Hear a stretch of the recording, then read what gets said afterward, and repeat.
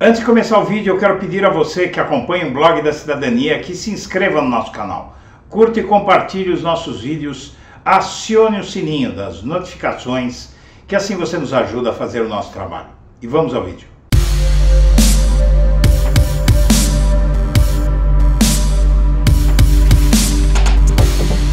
Bom dia, senhoras e senhores. Hoje é 7 de dezembro de 2022, são 8 horas da manhã.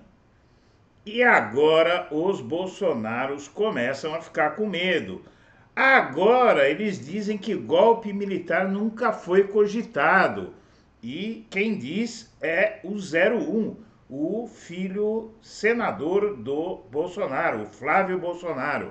Ele afirmou que o golpe militar nunca foi cogitado e descartou qualquer tentativa de ruptura constitucional. Ele faz isso depois que os militares disseram que não vão embarcar nessa. Se alguém ainda imagina que Bolsonaro tentará um golpe militar para evitar a posse de Lula, está enganado. O senador Flávio Bolsonaro afirmou que Bolsonaro não pretende qualquer movimento de ruptura institucional. Isso garante, apesar das sucessivas críticas do pai às urnas eletrônicas e das manifestações de apoiadores em portas de quartéis. Nunca houve essa conversa de golpe militar. Um golpe nunca foi cogitado. Nunca, imagine, isso é muita cara de pau, né? Muitos em Brasília estavam tentando se proteger de algo que nunca existiu. Como assim? Eles fizeram várias ameaças veladas, várias insinuações. Bolsonaro sempre agiu e agirá dentro da Constituição Federal. Outra mentira, afirmou Flávio, ressaltando que não será criado empecilho para a posse de Lula. Claro que não será criado empecilho para a posse de Lula, simplesmente por uma razão, porque eles não têm como criar empecilho. Se tivessem, eles criariam. O parlamentar, contudo, adianta que a pauta do voto impresso continuará a ser pleiteada por deputados e senadores bolsonaristas na próxima legislatura.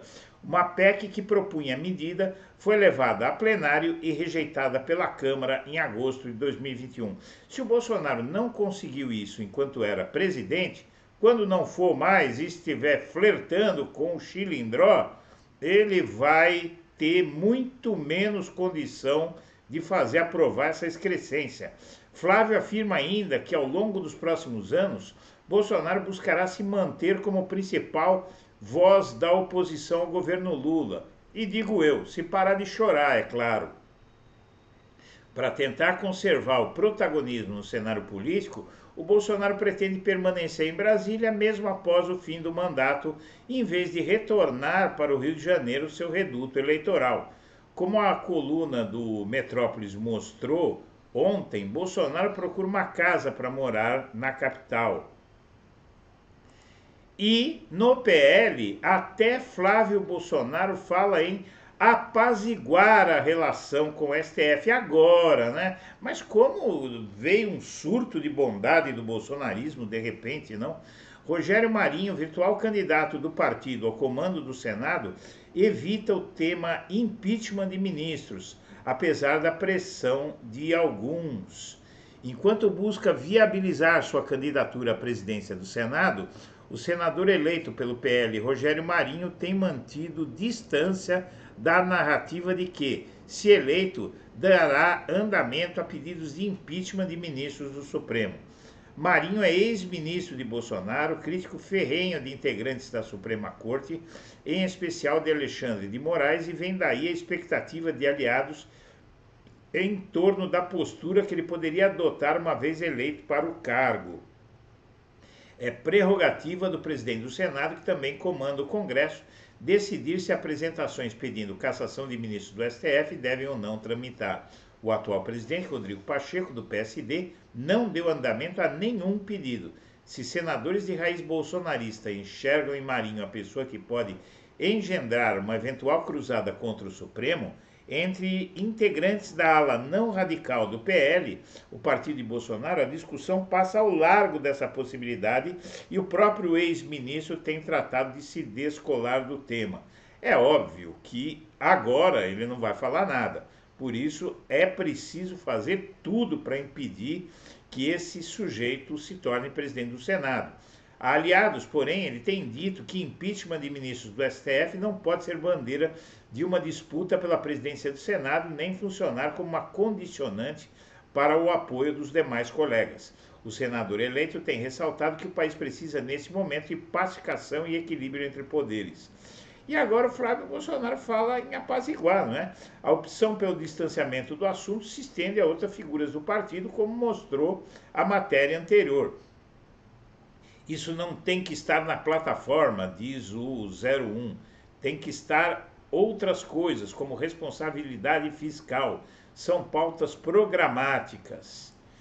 E o Alexandre de Moraes, enquanto isso, não perdoa e bota para quebrar. Ele já manda avisar que vem mais prisões por aí. Ontem ele mandou prender um empresário que financiou atos antidemocráticos e convocou atiradores para irem a Brasília. À tarde, na cerimônia de posse de dois novos ministros do STJ, Alexandre de Moraes, ministro do STF, apareceu sorridente ao lado de Tarcísio de Freitas, governador de São Paulo recém-eleito. Bolsonaro, presente e calado, não gostou do que viu. Ele considera Moraes, ou Xandão, como o ministro é chamado, seu inimigo número 1, culpado pela eleição de Lula. Não esperava que Tarcísio, logo Tarcísio a quem apoiou, confraternizasse com ele. À noite, por ordem de Moraes, meia dúzia de agentes da PF, com cuidado de não provocar estardalhaço, entraram no acampamento de bolsonaristas na área do QG do Exército, em Brasília, e prenderam o empresário Milton Baldin. Que diabos fez Baldin para que se tornasse o primeiro bolsonarista preso? O morador do município de Jurena, em Mato Grosso, divulgou nas redes sociais um vídeo que deu muito o que falar e ainda dá. Nele, Baldin pediu ao agronegócio que liberasse caminhoneiros durante ao menos 15 dias para participarem de protestos contra a posse de Lula e convocou os portadores de armas legais a mostrarem presença. Se nós perdermos essa batalha, o que vocês acham que vai acontecer dia 19? Vão entregar as armas? E o que eles vão falar? Perdeu, mané. No dia 19 de dezembro estava reservado para a diplomação de Lula pelo Tribunal Superior. O dia 19 estava reservado para a diplomação de Lula. A pedido dele, a data foi antecipada e a diplomação será segunda-feira, na próxima segunda-feira. Baldin deveria ter atualizado seu vídeo, mas não teve tempo. Os bolsonaristas primeiro clamavam por uma intervenção militar que anulasse as eleições. Advertidos de que isso era golpismo puro e se votaria contra eles, evoluíram, passaram a clamar por uma intervenção federal sem dizer para quê. Mas Baldin ultrapassou todos os limites tolerados por Moraes ao dirigir-se diretamente a brasileiros armados. Segundo o levantamento dos institutos Igarapé e Sou da Paz, as armas registradas em nome de CACs chegam a 1 milhão de atiradores. É o triplo do que havia antes do governo Bolsonaro. Uma das primeiras medidas de Lula será revogar os decretos que facilitam a compra de armas. Só que antes haverá a festa da posse. E sabe como é? Com tantos bolsonaristas armados, né? É um perigo. Quantos Adélios Bispo, o desequilíbrio mental que esfaqueou o Bolsonaro em Juiz de Fora, não estão soltos com armas ao alcance da mão? Eis a grande questão. E o PL briga pela presidência do Senado para manter pressão sobre Alexandre de Moraes. O presidente do partido está convencido de que é melhor usar os canais políticos para aumentar a pressão sobre Moraes. A insistência do presidente do PL em lançar um nome para a presidência do Senado passa pelo confronto com o ministro do STF. E Valdemar foi convencido de que não adianta tentar enfrentá-lo na esfera jurídica e pretende se valer dos canais políticos. Com ameaças como estão acontecendo, esse Valdemar vai ser o próximo a ver o sol nascer quadrado. E 6 ações de Tarcísio mostram que ele está pulando fora de Bolsonaro, ele nem assumiu. São Paulo, mais do que declarar publicamente que nunca foi um bolsonarista raiz, como fez em entrevista nesta semana, o governador eleito de São Paulo, Tarcísio de Freitas, tem adotado medidas que indicam um afastamento gradual do bolsonarismo, força política que foi decisiva para a sua eleição. E o Copom se reúne nesta quarta e prevê manutenção da taxa de juros em incríveis 13,75% ao ano. O Copom, ele foi aparelhado pelo bolsonarismo. Bolsonaro deu independência ao Comitê de Política Monetária, que decide a taxa de juros no Brasil, minha amiga, meu amigo. Então, vejam bem, esse Copom, ele tem o poder de manter a economia andando de lado, de manter a economia fraca, com pouca atividade, simplesmente mantendo juros altos ou aumentando até mais. Essa reunião é a última do Copom no governo Bolsonaro. O presidente do BC já disse que o mercado vê tendência de alta da Selic nos próximos meses. Isso se chama sabotagem.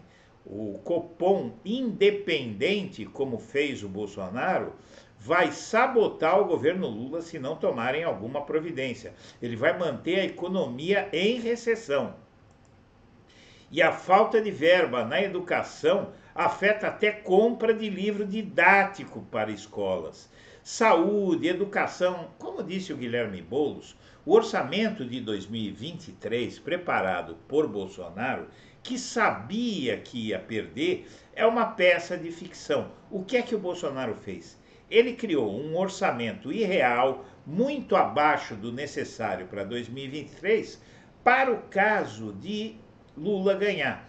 Se ele, Bolsonaro, vencesse a eleição, ele compraria de novo o Centrão e aumentaria as verbas do orçamento, como o Lula está fazendo com a PEC da transição. Mas é óbvio que para o Bolsonaro seria muito mais fácil, porque todo mundo sabe que ele suborna mesmo, ele paga suborno na cara dura. E o governo Lula terá uma série de medidas implantadas já na primeira semana, diz o Globo. De acordo com o calendário da transição, em mais uma semana, todos os grupos de trabalho terão que entregar a Luiz Mercadante um elenco de propostas que, se aprovadas, serão postas em prática já na primeira semana de governo. E nós sabemos quais são as principais dessas propostas. O Lula já anunciou incontáveis vezes, entre elas, por exemplo, acabar com os decretos de armas, com sigilos de 100 anos, mas vai ter coisa muito mais importante, inclusive, que isso. E deputados se queixam de desarticulação com o Senado na votação da PEC da transição. Deputados aliados de Arthur Lira colocaram em xeque nesta terça o acordo de que o texto aprovado na PEC da transição não sofrerá alterações na Câmara. Há um risco de a bancada oposicionista a Lula na Câmara dos Deputados tentar desidratar a PEC da transição, tirar dinheiro de Lula para impedi-lo de governar em 2023. E o governo Bolsonaro tenta extinguir a Comissão de Mortos e Desaparecidos há um mês da posse de Lula. O presidente da Comissão Especial de Mortos e Desaparecidos, Marcos Vinícius Pereira de Carvalho, convocou uma reunião extraordinária para a próxima quarta-feira para análise e votação da extinção do órgão. Ele pode extinguir o que ele quiser, o Bolsonaro. Ele extingue, o Lula vai lá e cria de novo. Mas é picuinhas bolsonaristas, né, que a gente conhece tão bem. Senhoras e senhores, nós agradecemos a atenção e estaremos de volta ao meio-dia. Um abraço para todo mundo.